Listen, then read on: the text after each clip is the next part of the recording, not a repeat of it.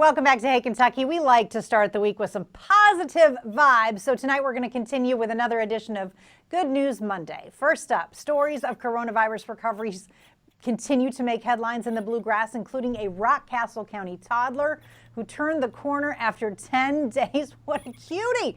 And a 49-year-old Lexington man who spent nearly a month in the hospital before being released over the weekend. Keith, it's always awesome to see people fully recover and get back.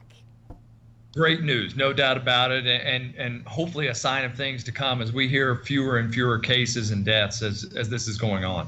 I do love that. I do believe we have plateaued and we are on the downward slope. Next, folks in a Western Kentucky community are celebrating the efforts of their healthcare workforce.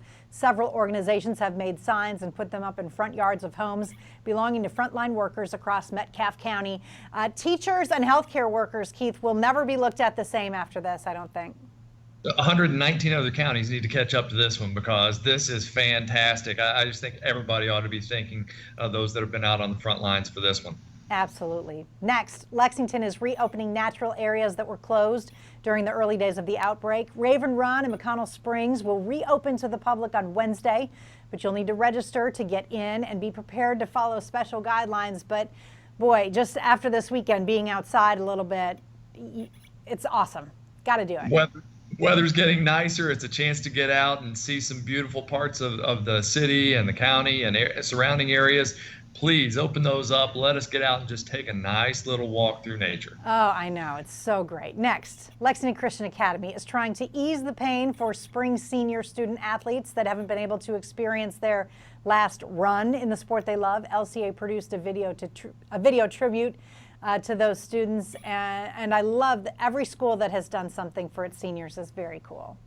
Fantastic. And lately we talked about the signs. I've been going around and seeing a lot of the 2020 graduates up in yards. I think that's really cool to see them recognized, especially in their neighborhoods, and people can see them, say hello to them. So it's wonderful. They do, and I think those signs work because when I notice them, I think, oh my gosh, congratulations, you know, and you think about it. So, and last, in lieu of an actual horse race Saturday, Old Forester staged a Kentucky Turtle Derby, calling it the slowest 8 minutes in sports.